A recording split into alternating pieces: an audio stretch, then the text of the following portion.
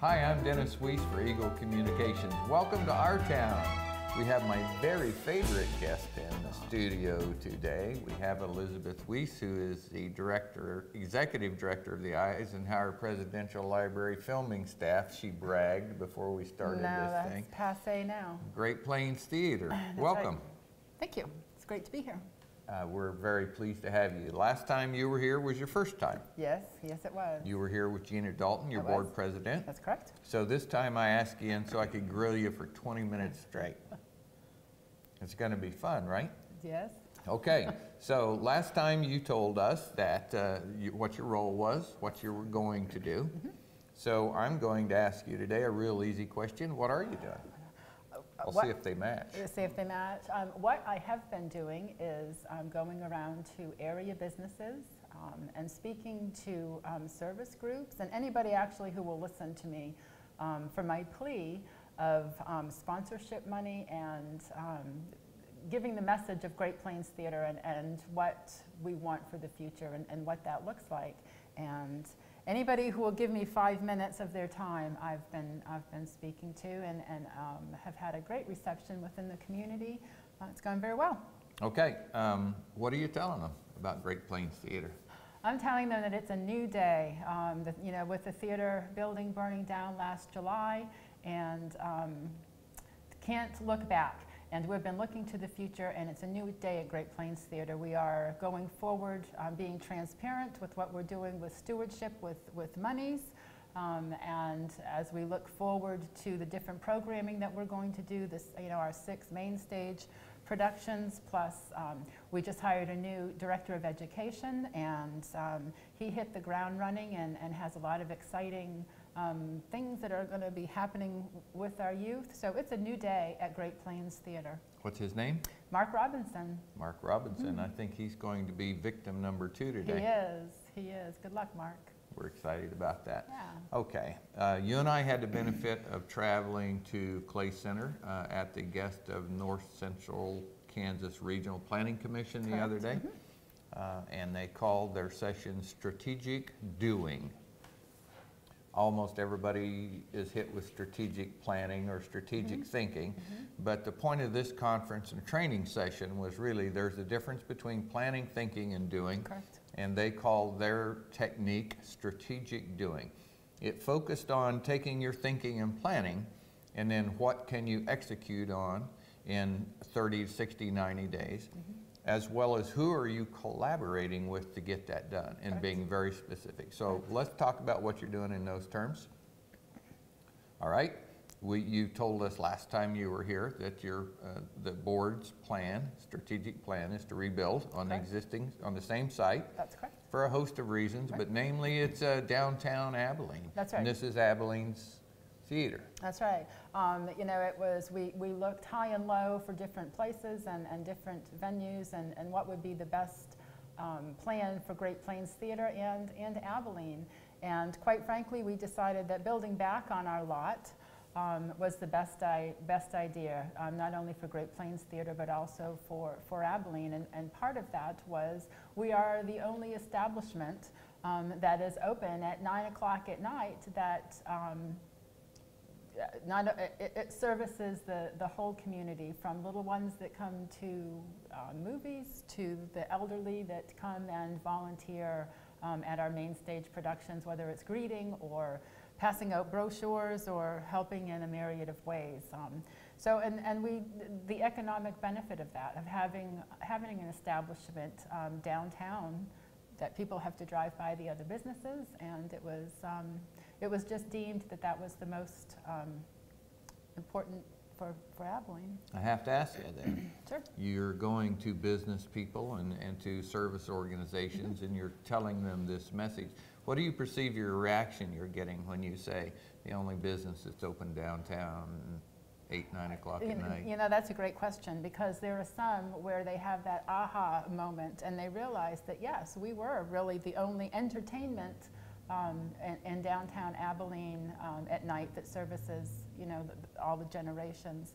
And I think they understand or understood the importance of having that venue back in the downtown area that's walkable and the economic impact that has on our community. Okay, let's talk about the other piece of strategic doing is who you're collaborating with and how that's going, and I'll feed you this thought. Talking about economic opportunity downtown, we know the city, we're sitting in the public library today, we know the city has a redrawn revitalization zone, and your building site fits within that. We know there's some interest from downtown business owners in renovating our historic buildings, and some people already have that underway. I think of James and Sabrina Holland renovating the building over on the corner from your current offices there. So I see some things happening. But now we're getting a chance to experience the loss of the theater not being downtown and not being open late at night, while other people have an opportunity to do something to fix that as well. So collaboration-wise, how do you see as an economic benefit of Great Plains to those people who want to try to revitalize their section of downtown? You know, partnering together, you know, it's going to, anybody that I've been speaking to, it's going to take Abilene coming together, all of us working together and helping each other for whatever they're doing, whether it's James and Sabrina redoing the upstairs of their building, and partnering with Great Plains once we get a building back to have, you know, concerts and you know, the movies going and the plays going and have that building utilized. Well, the part of, I appreciate the fact that you're willing to come, and Mark's willing to come here in a little bit to talk about this, because this program is being watched by people who have a building downtown, or they're a business in the lower section of downtown, and maybe this is their aha moment. They haven't heard you speak at Kiwanis or Rotary or some of the other places, but they're hearing you today say, we're the only business that was open downtown late at night. The dynamics for Abilene as a business community could change if you can add more hours to your business day. Sure. That's something I'm kind of I choose to be the expert on, because there's only two of us, so one of us has to be an expert, you see. Yeah, there we go, thank you. You're welcome. So anyway, you leading sets an example. Great Plains can set an example, and frankly, a collaboration opportunity for people to go, are you serious about staying open? What nights are you open? What could I do to complement, grow my business by feeding off of your customers that you're bringing downtown Abilene? Sure, and as you know, as we go forward and we have our building back, that we can collaborate more with the businesses that want to expand their hours and maybe go into different ventures. You know, it's hard right now not having a building and trying to get through this year. Quite frankly, that's the first and foremost in my mind is getting through 2015. And you know, as Mark and I have talked about a little bit for the future, you know, not having that institution on the corner of Mulberry and 3rd has been obviously devastating for the theater. But to see how we can partner with the other local businesses downtown, we're kind of at a disadvantage by not having a building located downtown. One more hard point to talk about, and then we're going to talk about your fun season coming up. Here it is.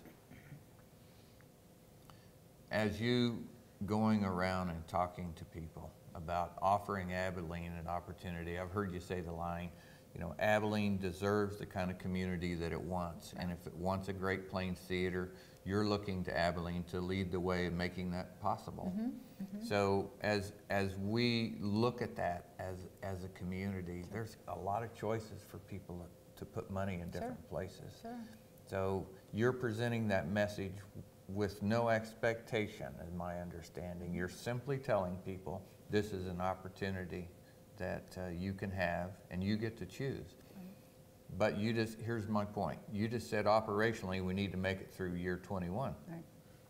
So you have a committee that's working on a building plan in the future. We do. But there is no need for a building in the future without an operation today. That is true. That's so true. Your strategic doing is how much focused on building enough revenue to get to this season so we can talk about it. Right.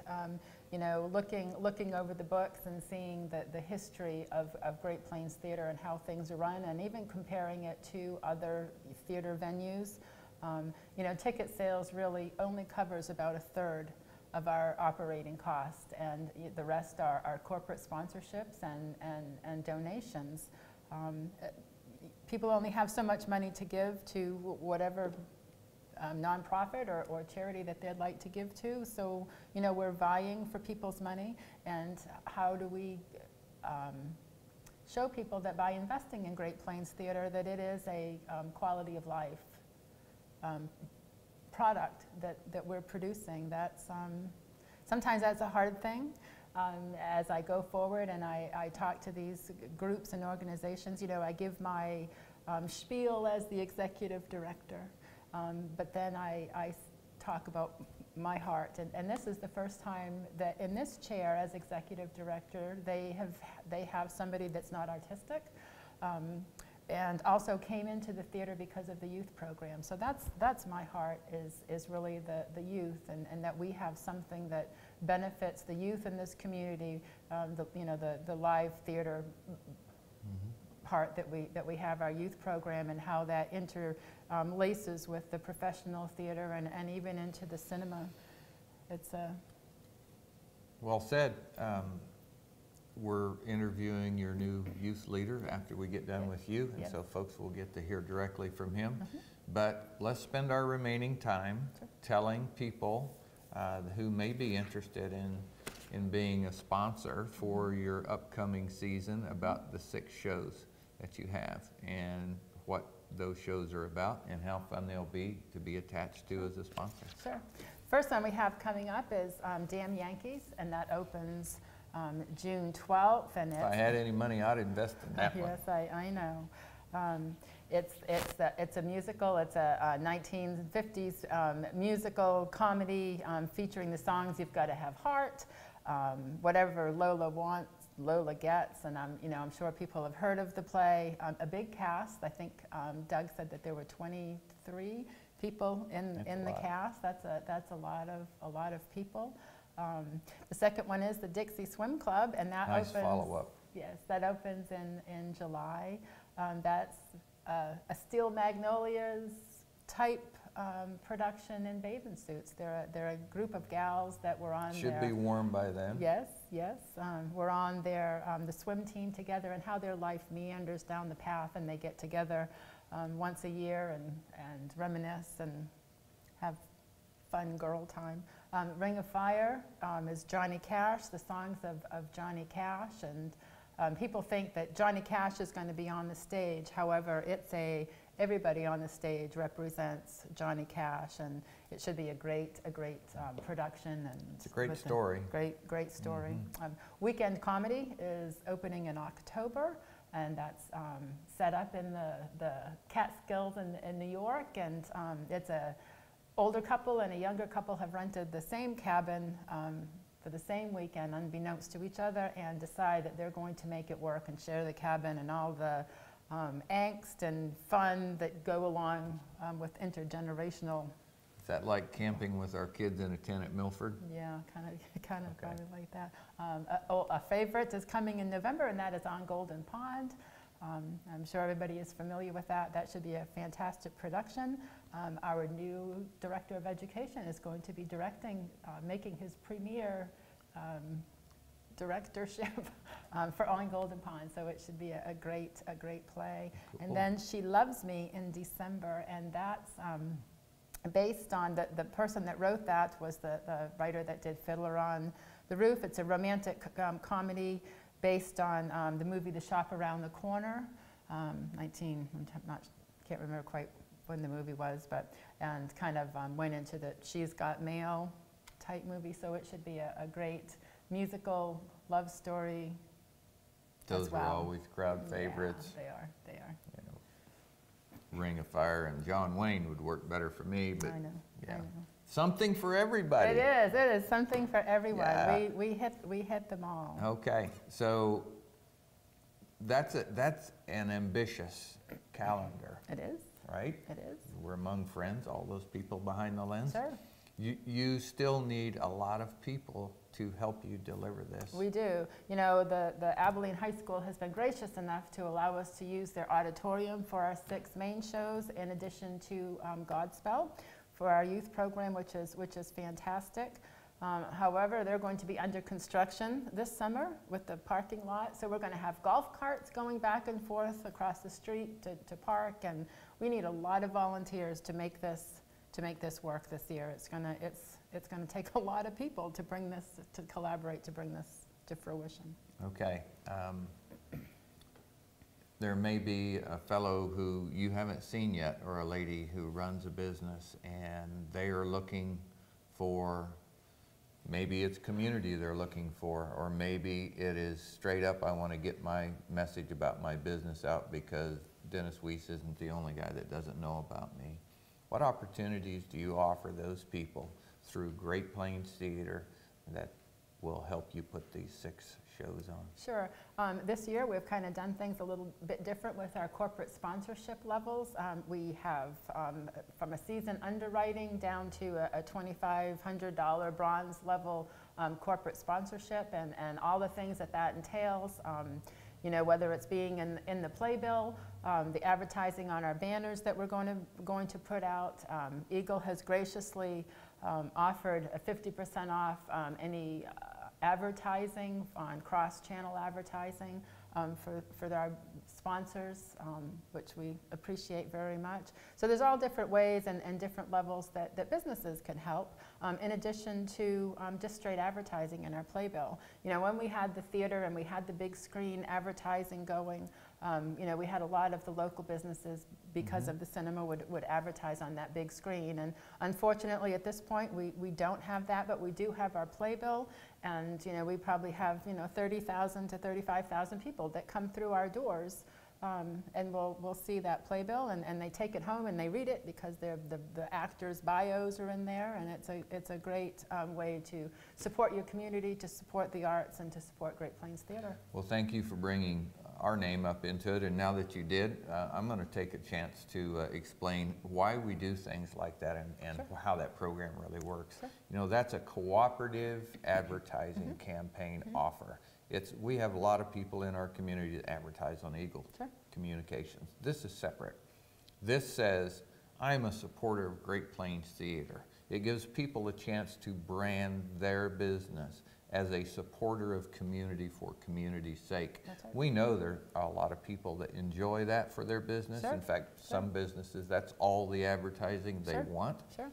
But it's a separate message from them. Instead of saying, I'm selling appliances today at my business, this says, I support my community through the programs. And as you said, it can be I support live theater, I support the youth program, I support cinema, or I just support Great Plains Theater. Sure. But that's what we're offering people, is another chance to have a branding message that connects them to this institution. And as you said earlier, people get to choose whether there's a Great Plains That's Theater right. or not. That's right. We're just simply extending that offer on Eagle and saying, we're giving you a chance to build value in your business by extending value to Great Plains Theater.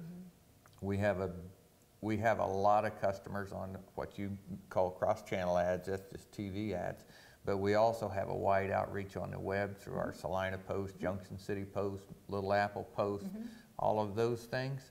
Those digital properties reach a different segment of the marketplace, and they don't even have to be an Eagle customer to be reached. Right.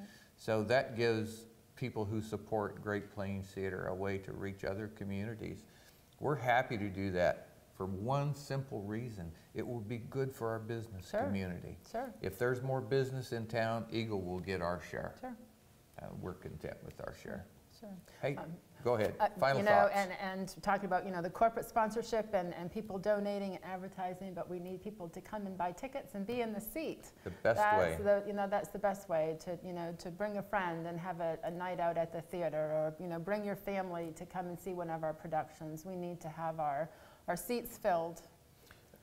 Just a time to say that as you bring it up. In the theater that burned, you had around 200 seats. The high school has around 400, maybe a little over. So you have twice the capacity. Yep. So they can bring a friend Yes, they can. and come. And that's the best way. Vote with your feet, vote with your tickets. That's right. That's right.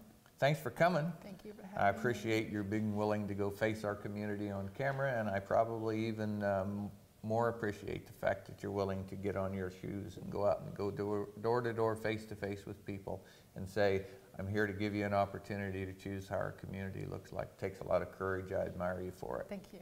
Thank you. Thank you so much. You're welcome. Thank you. For Eagle Communications, I'm Dennis Weese. This is Elizabeth Weese, the Executive Director of Great Plains Theater. Thanks for watching.